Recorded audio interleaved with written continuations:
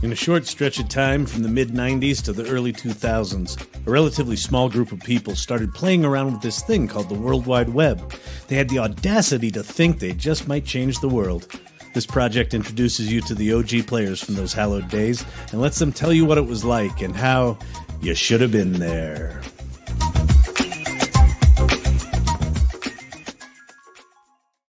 Episode 9, Tales from the Pit. We're going to be talking to Paul Galli. He was employee number 1 at agency.com, and Geoff Badner, who was a killer designer back then. He's probably still a killer designer.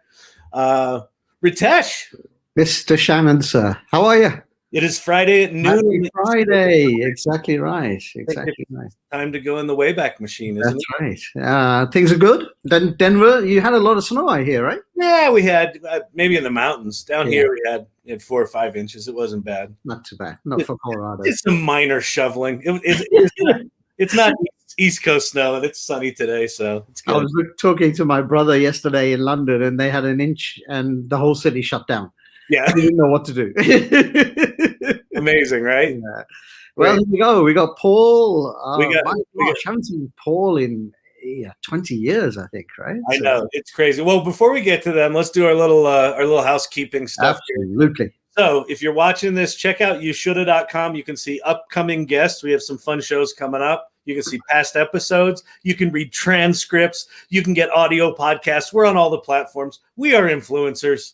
Well, without an audience, but exactly. But we're getting there. We got 100 people now. We do. We have 107. Yeah. So there you go. 7. Okay. If you're watching this live, you can comment. If you comment, we can see those. We can pull them up on screen. And then to the point, we found out last week that we don't need 100 people to get a vanity URL. We need 150. So we're at 107. So smash that subscribe button. Wah, wah, wah. Subscribe. Exactly. There you go. All right. Let's bring these guys on. Rock on. There is Paul Galli and Geoff Badner. Gentlemen. Hello. And he used that word very loosely, gentlemen. Yes, I'm insulted. Welcome. Great to see you guys. What a day. What a Friday. Thanks for doing this. This is great. Fantastic. Why don't you, we'll talk about sort of what you did back in the day. Why don't you each do a quick little intro of, who you are and what you're doing these days, and then we'll dial the time machine back. So maybe Geoff, why don't you go first? Oh, all right. Well, I think I was employee number 10, like pushed it into double digits, like way back in, I don't even know what year that was. Triple the growth. That was 95 growth. Yeah. If it was less than 40, we were 46 people at 665. That was all in 95, or not at Avenue of the Americas. Yeah. But this was in a Time Life building. But anyway, I was the first staff creative person to work, other than Kyle, that you're in charge. So, Kyle isn't creative. Kyle was just there. I played a creative person on the internet. Yeah. You were the first person with actual talent to do it. Oh, thank you. Yeah. And what are you doing these days? After like a long and roller coaster ride through .com insanity, worked at a whole bunch of different places. I kind of just I bailed on the internet, and now I'm a photographer, and I own a photo studio in Brooklyn. Cool. Very cool. Yeah. So I barely even look at the internet. I just do. I was freelancing doing web and UX stuff, apps and whatever. But about 6 years ago, I just kind of gave up on all that, and now photographer, and then run the studio here. Yeah, very cool. Yeah, the analog world has some interesting attributes. Can be fun. Yeah. And Paul, we know you as Poobie King or Poobie. Are you? I assume you're not going by that, or are you still? No, but maybe after this. I mean, after this goes viral. I was actually trying to remember where that. I think that was. Where did that come from? I think it was. It's the backstory. That was when I. This is funny. When I was, actually probably isn't funny, but when I was signing up for an email address for back when you did that with an ISP. Yeah. Paul, somehow my name was taken. It was late at night. My name was taken, And my sister had recently told me the story about I used to call myself that when I was a kid. Poobie. So yeah, so I used to call myself Poobie King. So I was like, oh, whatever. It's a stupid email address. This will never stick. But then, you know, everyone, of course, in this world that I got to know me from that. So you're Poobie King to us. Poobie. Yeah, I kind of died. You know, I pulled the ripcord on the internet industry for better or for worse in 2000 or 2001. Yeah, maybe 2001. And it's just it didn't travel. Yeah. There was an air gap there. Yeah. There's a name air gap, and it didn't. And so it went away. All right, it went away. And what do you feel free? Feel free. Yeah, what do you? I aim to call you Poobie King from now Feel on. free. Feel It free. is going to continue. It warms the cockles of my heart. So. Yeah. What are you up to these days? So I kind of transitioned into product design. So I guess I liked the design stuff in the web world, but I got bored with the end result, I guess, at some point. And I was like, oh, I'd really rather just like make stuff, real stuff. So now I'm in the stuff business, furniture, product. Nice. Nice. And where are you doing that? Where are you based? I'm at West Elm. So cool. I head up the teams. I head up half the furniture team at West Elm. So nice. Half the categories. So very good. That's good. All right. Well, so let's do it. Let's dive in. I would love to hear from you. You know, how did it begin? I met you when you were working at Vibe magazine, but what was your how did you get into the internet? Like, what were you doing? How did you end up at Vibe? Like everyone at that time, I kind of fell backwards into it, I guess. I was working for so I had an English degree in college. I worked as a copywriter, which was terrible.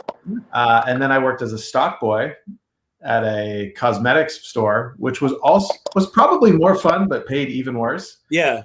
And then I, through somebody, met Chan and started interning at Vibe magazine. So it combined, I was like, oh, I love music, want to get into writing. But then, of course, Chan was in charge of marketing. But I was like, it's close enough. I'll wheedle my way in there. So I started as an intern there. And I think he may have hired me at some point. I don't remember. I feel like he did hire me at some point. And then Kyle this creepy guy started showing up towards the end of the day at night. Yeah. And they'd go in the office together. I didn't know what was going on. But no, around the time Chan had started through, what was that called? The Time Life thing. The Pathfinder. Thank you. So he had started Pathfinder, and then I kind of fell into doing the web stuff as much as anyone knew how to do it. And then Chan at some point's like, I'm gonna start a company with this guy. You want to come? And I was like, sure. I'm broke anyway. I may as well be broke with prospects, right? So, like, what's the difference? Like, at least this feels like I grow into something. So did you come on? So off we went. Did you come on after we did we already have offices in Time Life, or did you kind of join us? Were we still in that nebulous working from a park bench? I think you were doing some stuff from your apartment. We were doing some stuff out of Chan's office. But yeah, no, I was as far as I know, I was there from day one of being in like the Time Life building. You guys brokered some shady deal to get some space. And computers. And we were right over the loading dock, I remember, because it smelled like diesel fumes. You were probably one of the early architects of TapeNet. Oh yeah, I may have helped install TapeNet. Yeah, because when we left, the day we left, it like truly collapsed. I remember, so it was like a net of wires through the office. The TapeNet has become so legendary on these shows. There's a real lesson in TapeNet. You know, it's like, why wait? You know, exactly. A real life lesson in TapeNet. Very cool. Badner, so what was your path to internet stardom? I was working at an awful job. At Gray Direct.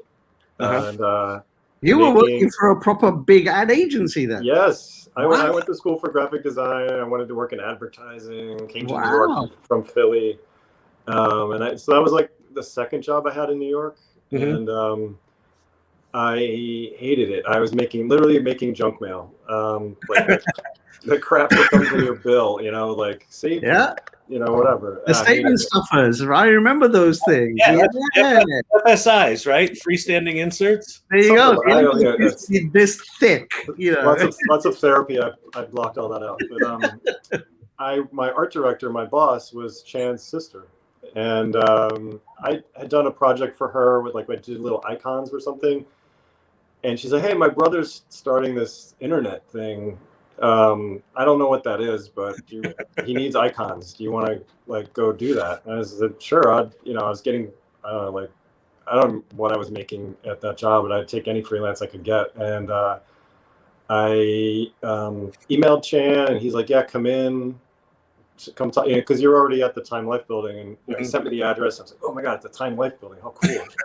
and I go there, and I get off. We were on the 3rd floor or something. I don't remember. 4th floor. Okay, yeah. And it wasn't a high floor, but the old travel offices. Yeah.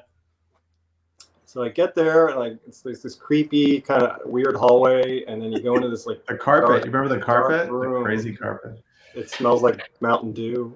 And I found Chan, and we started talking, and he gave me. Oh no, then I went to talk to Kyle. And you gave me American Express's homepage to do as a freelancer. Oh. Yeah. And so I go back to my desk at Gray, and I'm designing American Express's first website in my cubicle. That was the American Express student site. Where you were responsible for putting the sunglasses on the Gladiator, were you not? Yeah. Yes. Somehow we snuck that by the brand police. Yeah, we got that through. Well, we somehow convinced, I guess Monica Fried was our client at that point, and I think she thought it was a good idea, and I'm not, she got it done, but that was amazing that you could actually do something with the Centurion the way you did it. That it blows my. It was funny because I remember I hired an illustrator, a legit illustrator, to do that, and he was older, he did not understand what we were trying to do. And I gave him the big picture, but I'm you got to draw everything separately. He didn't get it. That was a real challenge. Oh wow, that's crazy. But then I did that. So I did that as a freelancer, and then you guys hired me full time. So. Oh, cool. Wow, that's great. That's actually a pretty fun first gig, huh? Yeah, I was this is cool. I had been on the internet 5 times before that. I barely knew what I was doing. It was all on AOL. I didn't even really know what the internet was. So yeah, everything looked like AOL buttons for a while. yeah, exactly. Hey, Ritesh, I think that we've been called out. Brad, I know, Brad Epstein. Hey, Brad. Hello, Brad. I don't know. The other creative guy who joined us once. What do you think? Do you like it? I call it my COVID mullet. Exactly. I refuse to go to the barber. I'm scared of getting the virus, so I'm just letting it be Einsteinish. What the heck? Besides, it makes me look intelligent halfway. Yeah, so, so here you guys are. Paul arrives, right? Paul, you're there day one. You're hanging out with these guys. Well, it must have been quite amazing to be able to do something in a dial-up modem mode and then see it come to life on some website somewhere. Did you sort of go, what am I doing here? Or is this, because, you're the writer, you're an English major, you're working on Vibe magazine, and all of a sudden you're doing this stuff.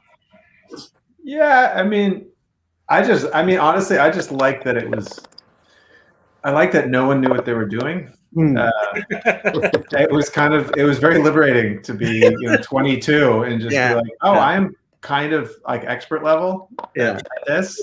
Yeah, because literally I was remembering there was no we were doing HTML, right? So there was no books on how to do HTML. Yeah. I remember it might have been Clay Shirky had printed me out a little pamphlet that he had downloaded from God knows some message board. And he had pieced together about how to build websites, essentially, which just totally jive with my personality. I don't know. I just love that it was just a bit of a free for all, and right. You just kind of had to go for it.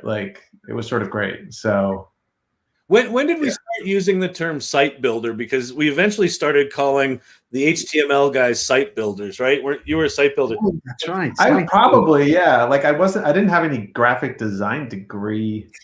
Or any sort of degree that would be relevant, but none of us did. It's You were a theater major. I don't even know what Chan was. I don't know what his degree was in.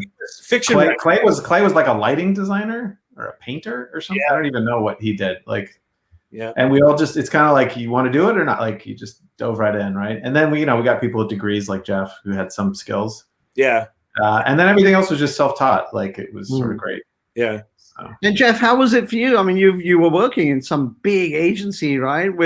Like one of the oldest sort of big name, iconic names. Gray at that time was the grand dame of big agencies, and then you come to these reprobates, and you're number 10. Was it? Yeah. Oh my God, what have I done? Or you're like, wow, this is actually cool. It was a little bit of both. Yeah. I mean, I never really enjoyed working at Gray. It was a paycheck. And I've historically not liked like big companies. I always liked the smaller kind of like boutique kind of thing. So I think I did take a pay cut to come work there at agency. Not that I was making a lot, but it was definitely more exciting. Yeah. And more interesting. And yeah, it was like new. And, like it was way better than making junk mail. I can say that. Well, at least every day was exciting, right? Because you're going to try and figure something out. The next day you come in and oh, wow, I'm going to figure this out next, right? And we were making it up every day. Like every day it was like a new problem to solve. And, we're pushing technologies, what you would call technology back then, pushing it as hard as we could. And like, we would sit around and like, how do we make this? And we would figure it out. So it was cool. It was definitely cool. You remember Geek and Tells? Oh yeah, I do. Yeah. Geek and Tell. Like I the thing I remember about, we had Scott Major on, and the one I remembered, I think Scott was the one that came up before the center tag existed in HTML. I think Scott was the one that came up with a set of different sized GIF images where you could scooch text to the center or something. I think that was what you can tell. And then it was like, oh, we should teach each other what we know. I remember being excited about new browser releases. Oh, You'd be like, oh boy. Yeah. Like you can do whatever. Like it was like 2 new things. Yeah. Which of course then would like break. It would also break what you had done. So you had to fix that. Yeah. But then it did open up new opportunities. So I think the name The Pit, it certainly got immortalized at 665, but I think we called the pit at the Time Inc. building. Do you remember? I think so, yeah. The name came? I remember Chan had some idea that like,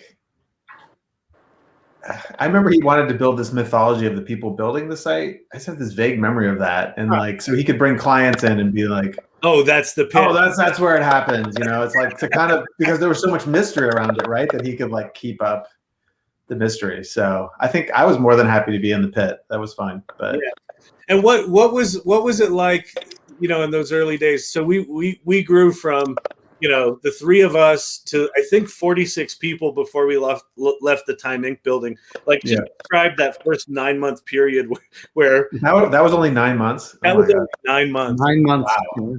I probably worked about 3 years worth of time in 9 months. Maybe that's what it feels like. It was just, it was a great, in general, my memory is it was kind of a great energy. Everyone was kind of young. Everyone was figuring it out.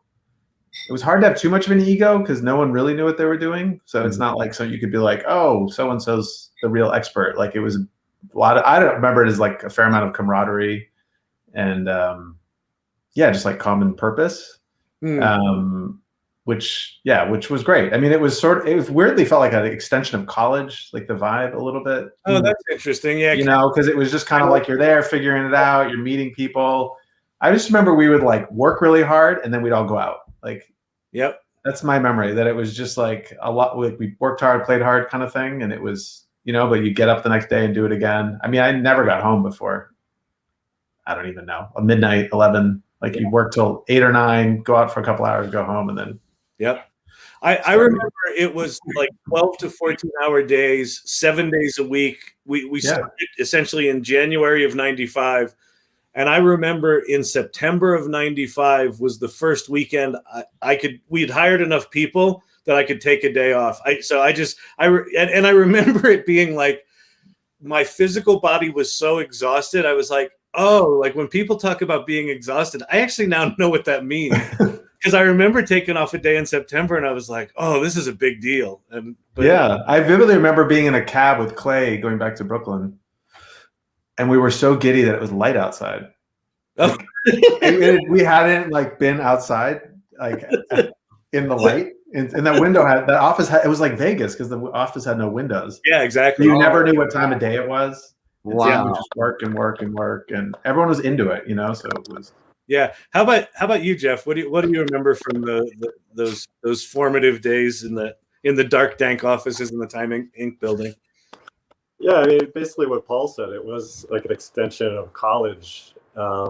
Super friendly. Everybody was really cool. Like any friction came out of just people being really passionate about what we were trying to do. It was. I can't really remember anybody that I had a friction with. It was really, everybody was really chill, and yeah, we'd work late, but not because it was like pressuring like on deadlines. It's because we liked it. Yeah. Weird, you know, it's like I think we got sort of a shitty reputation as an industry for like overworking, the people, but it really was like you were doing it because it was like, holy crap, we figured this out, we figured that out. Like, yeah, I don't know, it was. Yeah, those came later, like having to work because it was a client deadline. Yeah. But in the beginning, it was fun. Yeah, exactly.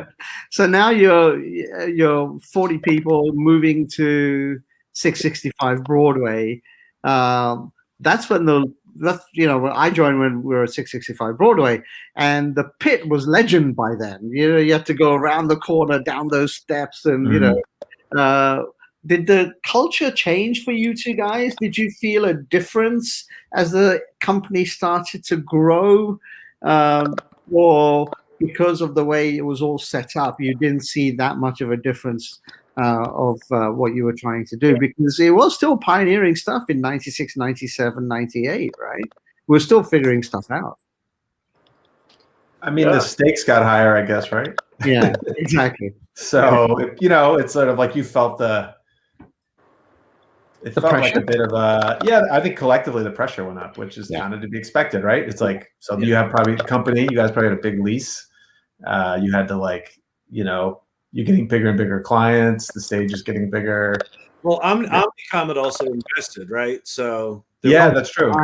So that changed it too, for better and for worse, right? It's like Yep.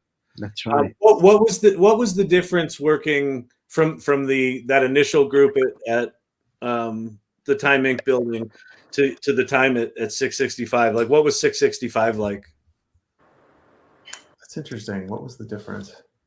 Well, the bar was closer, I think, right? There was a bar. Yeah, it was. You're downtown. I mean, midtown bars are kind of terrible. So exactly. Who wants to hang out with brokers? I don't know. I guess the same thing. It just felt like, it suddenly felt very grown up. Yeah. And something about that, I don't know if I would say it took the fun away. I didn't take the fun away. It just took it just felt before like, I don't know, like we were just trying it, right? It didn't maybe this will work kind of vibe. And then all of a sudden it's like, oh, I guess this is working. Yeah. And real clients, real offices, and that comes with real pressures and real. Yeah. How about you, Geoff? What was the difference in we had the official pit at 660? Yeah. It became like a real job, like client pressures. We had more people, so there was a little more, just challenges interacting with certain people, I guess. But managing the growth. And then there's that. I was gonna say, I don't remember how old I was. It was like 20 something, but I'm in charge of 12, 15 people. I went from being the junior designer making bill inserts to being in charge of a bunch of people, and I didn't have a frame of reference. I didn't have a series of bosses that I had learned from over the years, so it was kind of weird to be put in this position where I'm the authority in some level on this, and still being in my 20s, so that was a little weird. Yeah, you're there free to ruin anyone's life that comes across you.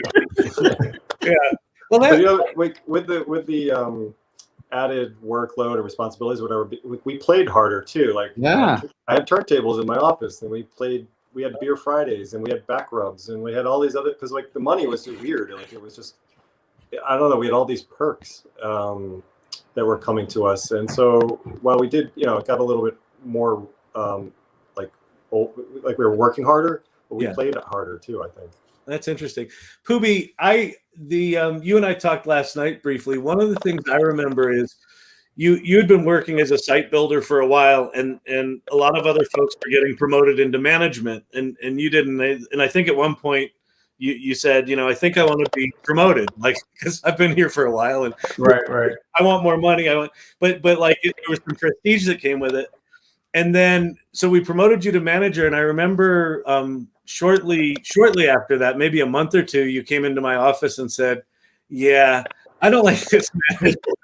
Well, it was like I remember I was managing a big group of people, and I was like, I'm good at this if it's a small team, you know, if it's just like, but when it becomes just like people parading into your office where they just like have this complaint or that complaint, it just felt like I felt like being HR or something. Yeah. Like, that was my memory. And I was like, I didn't sign up for this. Like, I want to work with people to make cool stuff as a team and help like guide that. But I don't, you know, it's like, I felt like I maybe wasn't ready at that point for like that level where it's, you know what I mean? Where it just becomes about like personality negotiation. Everyone was young and emotional, and no one had really worked before. So that comes with its own set of challenges. You know, you don't have like the vets in the office who are like calm the waters a little bit. Like it's just a job. Like, you know what I mean? Like it all became very like personal and emotional. And I remember once, who was it? I can't remember who it was. It was in, you know, later in the years, somebody said, it feels like I'm running a romper room. Yeah. Right? Don't make sure you share properly, you know, make sure you got to work with them, you know, that sort of thing. You can't move seats because you don't like the person, you know. Yeah, it's like, I mean, it was, again, there was like no grown-ups. Yeah, it was amazing. Or not many grown-ups. So I would include myself in the not grown-up pile. So we were all, though. I mean, I was in my mid-20s. We were all very not knowing what we were doing. So the thing that hit me about that when that happened to you, Paul, when you came into my office and said, you know, I don't want to do this management thing, that triggered for me a shift in. I think we put together. It was like black belts in karate. Like you could get promoted being a doer as opposed to moving into management. Because what I learned in that is there's people that are really good at doing, and in a lot of organizations they don't have opportunities to sort of progress up a promotion chain, but they want to keep doing. And so I think we tried to put something like that in. Like you know, you can be a senior person and mentor lots of people, but not be in management. And I think that was, you know, that was something I learned from that. I remember vividly having a conversation with James McHugh. Remember the mad Scotsman, James McHugh? Oh, yeah. Right? I remember one day he came into me because we were promoting people and moving people around and all that sort of thing. And he said, in his thickest Scottish accent, I don't want to ever effing manage anybody. I just want to be the best Java developer I can be. So don't do that to me. You know, it was like, oh, okay. If that's what you do, that's all we'll make you do. We'll put you on projects that stretch you on your Java development. So, and the irony is now he's managing a department of 50, you know. So. We all grow up. Okay. I want to shift gears here. Here comes a prop. Here comes a prop. We showed that before. That's a cycle drive from Urban Tires. But Mr. Badner, do you remember this? I remember that. Oh man, yeah, I remember that. What the heck is it? This a Nike pitch bug. No, really? Yeah, this is Jeffrey Badner hand built these. He hand stretched the. Am I remembering this right? Is this your? Let Geoff tell us about it. How did this happen? Wow, I haven't seen that since like 10 minutes after I made it. I barely remember. I remember making it. I remember, like, do you remember Jean Escobar? Like, she was a designer. Like, so we put that together. But yeah, I remember we made a bunch of copies because, you know, you're handing them out at like the meeting, and we made like a dozen of them, I guess. But yeah, they're all printed out and handmade. CD-ROM. That's crazy. That was the Nike pitch. That was one where we were super proud of that, of all the innovative ideas we went in there. We went and pitched it to Nike, and they were like, "Yeah, we tried all that 2 years ago. You guys are losing." We did end up getting work out of it, but that was a pitch I was really, really proud of. Yeah, we did a gig we did a Ronaldo microsite, and then we did something for Tiger Woods too for them. We did Jumpman 23, the site was the first site we did for them, and then the Ronaldo site was next. And we did the Ronaldo site when I still thought football was the brown pointy thing. Yeah, we did it. It was made out of Shockwave. It wasn't even Flash. It was Shockwave. Yeah, pre-Flash. It was before they spun it out into Trey. Yeah, amazing. So talk. I mean, either of you, I'd love to just hear. This is the sort of section of the show we like to talk about, like, what was innovative. Like, let's shift gears and talk about some of the projects you did, whatever we can remember. Like, I know we're all old and it was a long time ago, but like, what sticks in your mind from back then of like, this was something that we did that I was really excited about, or I thought, innovated or made a difference, or. Oh, I can't believe I actually pulled it off. Yeah. Wow. The one memory I have, because I think about it every time I drive through Times Square, and I actually couldn't even tell you whether it was innovative, but trying to live web stream a British Airways launch in Times Square. Oh my God. They were like putting a plane on something. Yeah, you convinced some guy to use his camera or something. Isn't that something? Right? This is classic me. I can't remember all the details of this, but it's like, I just remember it felt very, for a thing that was for a big corporation that was supposed to be real, it felt very like seat of our pants. I can't remember who I did it with. I just remember having like multiple laptops and a webcam. It was like on top of a building or something in Times Square. And I remember the corner, because every time I drive by it, I think like, man, that was quite a thing. But what was that? It was a half-scale model of the Concorde. That's what it was, yeah. They were lowering it onto the top of the Daily News building, I think is what it was at the time. Something like that, yeah. 42nd and whatever 7th. And Scott Major was running a phone wire from like the ground floor. Yeah, Scott and I did it together. That's there you go. Yeah. And we were sitting where they were lowering the plane. We were sitting on that deck with hard hats on and a little webcam. Yeah, exactly. Totally. I was just like, I was just would be like, really? Like, this is the thing someone would want to watch. I remember that too. Like, who cares? Like, someone's paying us to do this. This is weird. Like, it's funny, but maybe that's the difference between you and me. I was like, "Oh, this is so exciting!" But the client, like my dad would watch it. Maybe I don't know. But we had Julia on last week, and she remembers that vividly. The client. Oh, so I'm great. Everyone else. I'm glad everyone else felt it was like that. There you go. That's good. That's good. So it did make an impact, Paul. Well done.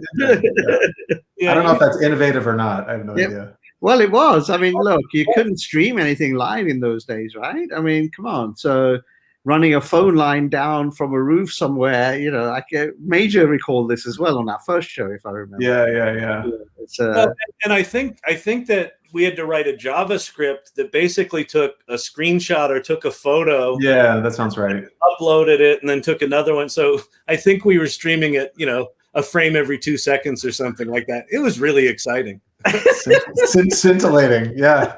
A herky-jerky picture of a plane. Watching grass grow comes to mind, Yeah, exactly. But that was, if you think about it, even Sirius, when, the guy who founded Sirius came to our office at 20 Exchange and said, I want to stream music on the web. I remember having a conversation with Chris Stetson, and Chris was like, are you mad? Like, you want to do what? And we're like, we have to stream, and we have to take, the artist and the track and marry it, and we'll have to build a player. I'm sure we'll have to build a player of some sort to play the music. And yeah. Oh, I can't do this. We can't do this. That's awesome. Geoff, anything you remember from those days, from projects you worked on, any of the Urban Desires stuff or anything? Like what's the stuff that sticks in your mind? It's funny. I was thinking about it because, I'm kind of techie, but not techie very like most of the people that worked at agency. And so it was almost less about the projects and more about the experience of making the projects for me. Right. That was what was cool. And one that always stood out for me was we talked about the Ronaldo thing that we did for Nike. Yeah. And I remember the brand manager or the guy who was in charge of the project, like he came in and he was Brazilian and he gave this presentation like as part of his like explaining like who Ronaldo, I didn't even know who Ronaldo was at the time. And he showed these clips and we're all sitting in like the conference room and he's like projecting it up on the wall and he's explaining to us like the difference between Brazilian soccer football and like American or even European. Yeah, and like his passion, his excitement about it was like it was really infectious. Like because it was like myself and like some other creative people that are on my team, and like that experience really stuck in my head. And like we all became really fired up about making this cool experience for him. And it was things like that really stuck with me. Less about like what technology did we use or how do we solve this browser problem. It was really about like the people and like the experiences. That's what really stuck with me. Were there any other projects that you like, any connections you made, like, team members either you still talk to this day or that you think about, like any of that kind of stuff? It's, we still talk to is John Nack. No, really? Yeah. So, John, he was like this crazy, weird scientist. And he and I had this very long email exchange for a while. We're both fans of like Hunter Thompson. Oh, yeah. And, I don't know if you ever read some of Hunter Thompson's letters. Like he used to write these letters to businesses and companies that he didn't like and whatever. John and I had this like back and forth for weeks, like writing these like like letters to emails to each other. And I was like, I don't know what I'm going to do with you, but like come in and I'll find something for you to do. And he became one of like the core people of the company. Like he was just passionate about whatever it is he set his mind to, and it was really interesting to have him in. I still talk to him. Where is John today? I think because he went to Adobe for a while, right? Wasn't he working at Adobe for a while? And then I think he went on to Google eventually. He's at Google now. I remember he went to Adobe. I was like, oh, he'll do well. Then he ended up like running Photoshop or something. Yeah, exactly. Photoshop development eventually. It's one of those people you're like, even when you're young, you're like, oh, he's gonna rise you always pick one of those out, right? There was always that one when they came and you go. That was like Ben Jones. Ben Jones got hired as my copywriter. And like a day in, I was like, oh, this guy's like 40 times smarter than I am. There's no way. He's not gonna, there's no way. Yeah. He's gonna go on to great things. Yeah. We had Ben on a couple of weeks ago, and he said he was smarter than you, which was I think my TED Talks are coming up soon, so I'm gonna trump his. Yeah, I remember there was Doug the Wacky Intern. There was there was George Eade was someone. You guys might have been gone by the time. No, I remember George Eade too. I like George. Yuri R was one of the crazy ones. George has done very well. That little agency in Brooklyn, and then the Curb stuff. He's done very well. Yeah. Wow, that's amazing. What I think the other one was. I think Mitch reminded us of this when he sent us the email the other day. Marisha, when she came in and all that, all of a sudden we were doing luxury retail, Prada. And that's right. And all of those things. And the creatives would just go, okay, what are we doing next? Yeah. It was amazing. Absolutely. Anyway, what about PJ? PJ's doing good. PJ's got a new company called Imagine. Because didn't he go after a little bit with us? He went out west, didn't he? Wasn't there somebody who wanted to go work at Lucas? One of you guys ended up at Lucas. I thought it was PJ. No, I don't know. I have to look it up. Yeah. See, we're all getting old, guys. Our brains are going to smush. It's true. We would have said, "Yeah, I know exactly what you're talking about." Well, so let's shift gears then. Like talk about. When did you leave agency.com? And I'd love to hear kind of the journey. It sounds like you've both gone analog. And Geoff, you and I were talking. I see paint on your hand, and you're like, "I'm making furniture," and you went on to make furniture. So apparently, the digital world leads you straight into making chairs. Apparently, but like talk about that shift from when you left agency.com. What did you take with you? What did you leave behind and say never again? Like. you know, whether it was work or relationships. We'd love to just hear that. Actually, before you do that, Geoff, just a quick hello to Laurent Stanovich. He's on. Oh, So, Hey. hey, Laurent. Okay, so Geoff. well, I left twice. Oh, you did? Right. Yeah. It felt so good the first time. You know? What? Explain that. Uh-oh. The interwebs. We need to get Geoff more than a dial-up modem, I think. We should send him. He's on his phone. He was having issues. So all right. Oh, okay. It's not a bad frozen picture though. As far Yeah, as I know. that's really You good. know? Well, so it's up to you, Poobie. So, Yeah. Oh, what was I wasn't barely paid. What was the question? It was what did I take with me? When Yeah. did you leave? And what did I think for me, it's like, I mean, the journey for me at agencies, like obviously I moved into design in my career. I did not go to school for that. So I think it kind of led me to that because I think what I learned is like, I really like this process of like starting with an idea, that part in the middle where you're like, I don't know how I'm going to turn this into a thing. Like, and then you develop that muscle where you have faith that like, okay, we're going to get through this. We're going to workshop some stuff. And so for me, that was like the big takeaway and probably has informed the rest of my career. It helped me in school. It's helped me at work, you know, just kind of like you've been through the rodeo and yeah, the end result was different, but that process, I think I fell in love with the design process at agency. It sort of like kicked me off in another trajectory, but it's still sort of the same thing. I mean, in a lot of ways. So what was it that was the same? Was it the collaborative thing that we did? What was the? It's a collaborative. It's like it's like creative work's a lot of uncertainty, right? So it's like, you know, you have to have faith in yourself and your team and the people around you that you're gonna like figure it out ultimately. And I don't know, maybe other jobs are like that too. I don't know. I've never been an accountant or I don't know. But to me, I would guess it's relatively unique to what we do. But that just like a comfort with uncertainty. Yeah. You know what I mean? Like if you can't get comfortable with it, it'd be a horrible job to have. Like if you need things to be buttoned up all the time and you can't just like have faith that you're gonna chip away and get to a good thing. Like, which I sort of like. I like that process. Like I've found it. That's what I like.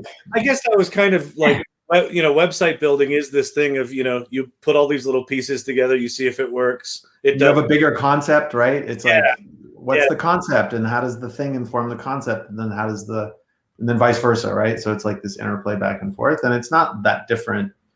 It's like what I do now. It's like, there's a concept you wouldn't necessarily know, but like in a retailer for furniture, like you're working from a concept and then you're trying to take discrete ideas in the form of products to inform the concept. And then it's like this back and forth that happens. Yeah. And it's like this great messy puzzle that you have to put together on a regular basis. You're triggering for me. I remember we would always talk about websites in metaphors, right? It's a theme park or it's a this, or you're entering this space, right? Like, so it was very much that trying to translate, you know, how you would build Lego blocks into this digital thing. Yeah, because you don't have a framework to hang it off of. Like, what are you doing? Right. Exactly. Yeah. I think the big thing was also, you know, it does instill in everybody I stay in touch with. They've done pretty well, if not very well, you know, like Ben Jones, Mr. Rockstar. But the curiosity of, you know what, I don't know how this works, but let me go try figure it out. Let me go see if there's other ways to do this. And that kind of training you get when you were working there, and I still do it today, you know, when somebody goes, oh, there's no way we can do this. I'm like, yeah, there has to be a way. Let's figure out, let's go talk to somebody else, right? Right. And that was that training I got at agency.com, was that keep that curiosity going. Change will always be constant because a new browser arrived or a new set of HTML arrived or Flash arrived, right? And then how do you adapt and how do you make it work? So I think that was what was cool about the early web, right? Yeah. It's like that it was there was no foundation. Yeah. I think that's what Geoff and I are saying, like we liked about it at the beginning. Like it's like, oh, this is just like everyone's making this up. We're building the cars we're driving, and it's like you either like this experience or you don't. Exactly. So it's either exciting or terrifying. So. Yeah. It was. Yeah, Geoff's back. So it was also, I remember it was very simple. Like the web today is so, like the internet today is so complicated, right? It was so simple back then. But Geoff, yeah, welcome back. It looks like you've switched from your phone to your computer.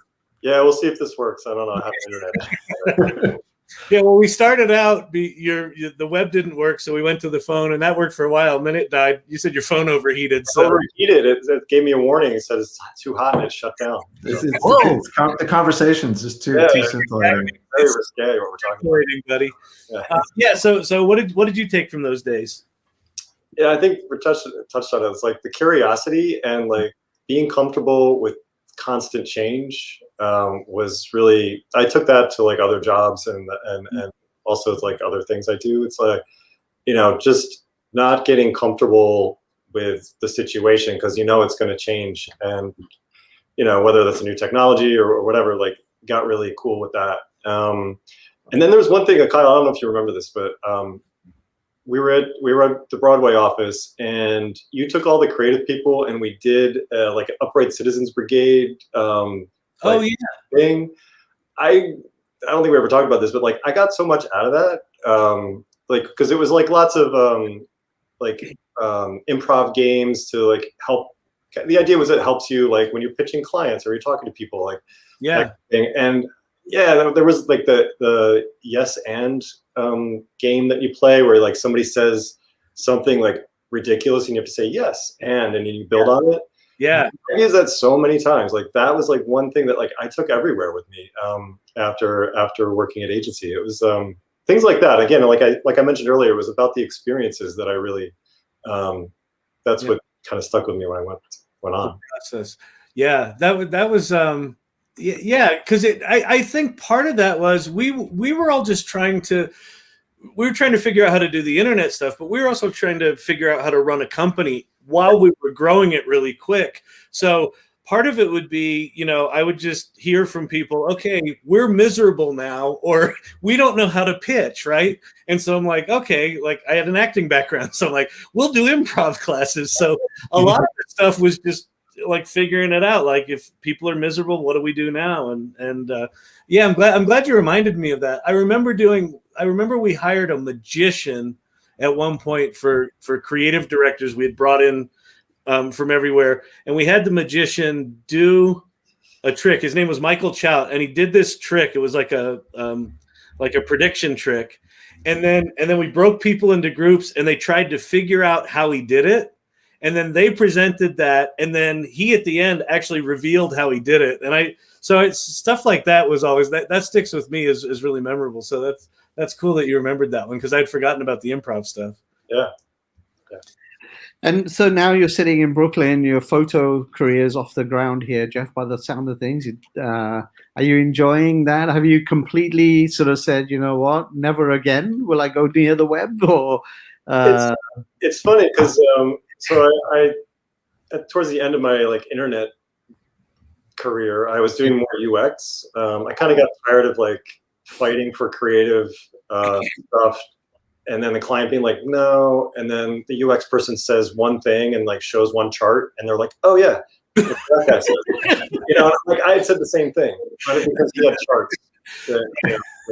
So I switched because I got tired of like fighting these fights. Yeah. So I switched to doing UX, and I really enjoyed that. I kind of extended my time, but yeah, I did get to the point where if like I have to argue over what the priority of things like on the homepage, like I can't do it anymore. But yeah. Can you make the logo bigger? Yeah. The big one was, remember when the rotating E came out on IE? And it was sort of that rotate everybody. I remember going to client meetings. Everyone was like, "Can you make our logo rotate?" Like, really? That's it? Can we do that for the Hitachi logo? Like, I think so, right? Yeah. And in fact, animated GIFs and Flash didn't exist back then. So another one where we had to write a Perl script. Yeah. That took the frames of the animation and spun it. Yeah. That's crazy. I don't think I've heard the phrase Perl script in probably 20 years. How about you? Do you, I mean, you're sort of deep in the analog world. I mean, I assume you do a lot of stuff on digital, but to design stuff, but right.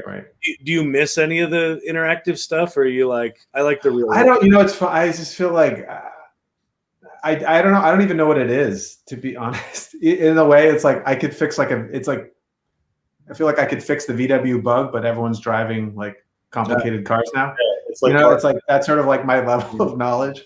Yeah. And the world I'm in is so analog and old school. I was joking with you before that I literally didn't know what Zoom was before COVID. I had never heard of it. No one I knew, like no job I had ever done it. Like it was just not a thing. So I'm like we're so regressed compared to the rest of you, but well, I don't know if it's a bad thing though. You know, I mean, it just is, right? Yeah, I don't think it's a bad thing. Look, I have to say, you know, you look at where we are today compared to where we've come from, right? Kyle and I talk about this a lot. The culture that was created and the people we've stayed in touch with are very, you know, doing passionate things that they're passionate about. And some of it is, you know, going back to what they thought they were doing when they were at college, right? And all of a sudden they found that, right? So the big thing right now seems to be a product called Clubhouse. I get about 10 emails a day from somebody saying, can you get me an invite? I need to be in it.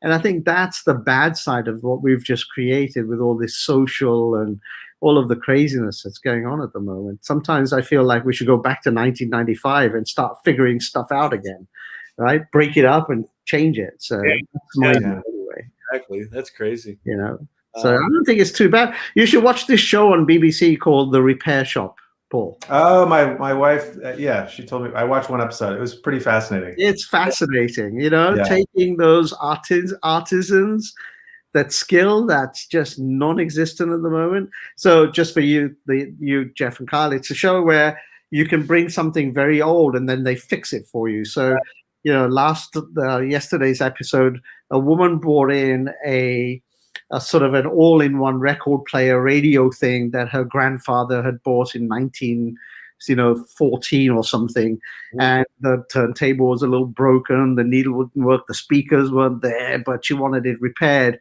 And the woodworker guy and the turntable guy and the metallurgy guy all got together and they pulled it all together and fixed the whole thing and shined it up, and it was brand new again. So it's a great show. It's a great show. It's got nothing to do with the internet.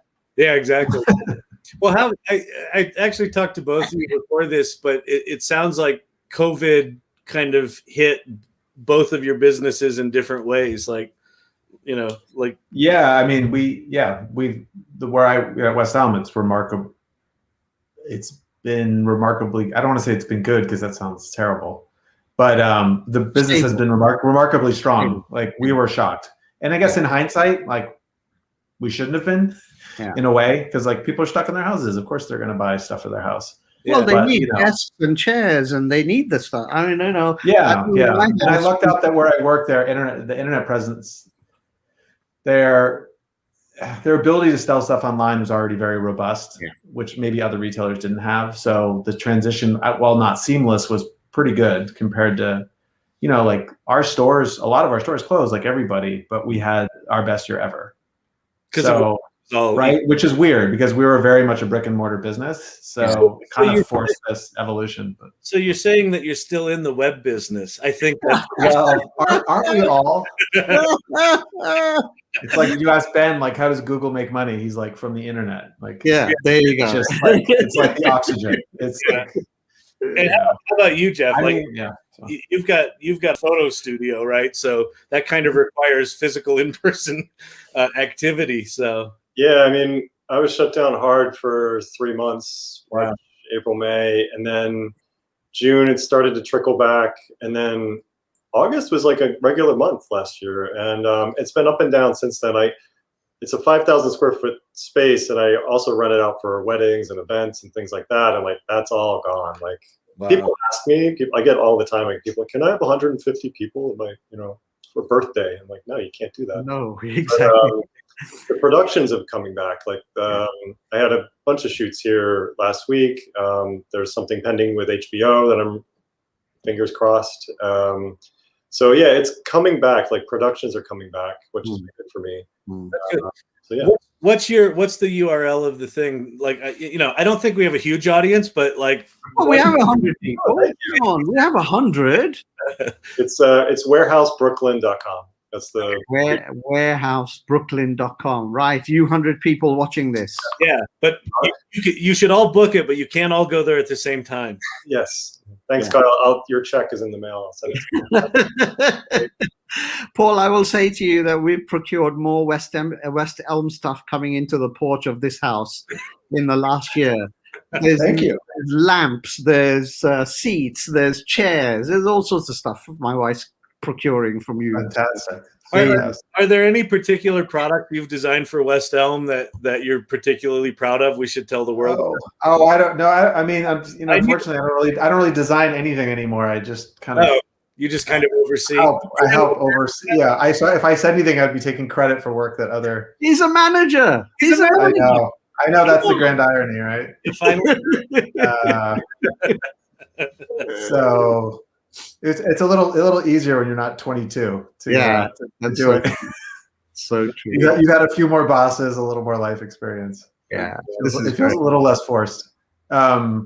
No, I don't know. I mean, we have all kinds of great products.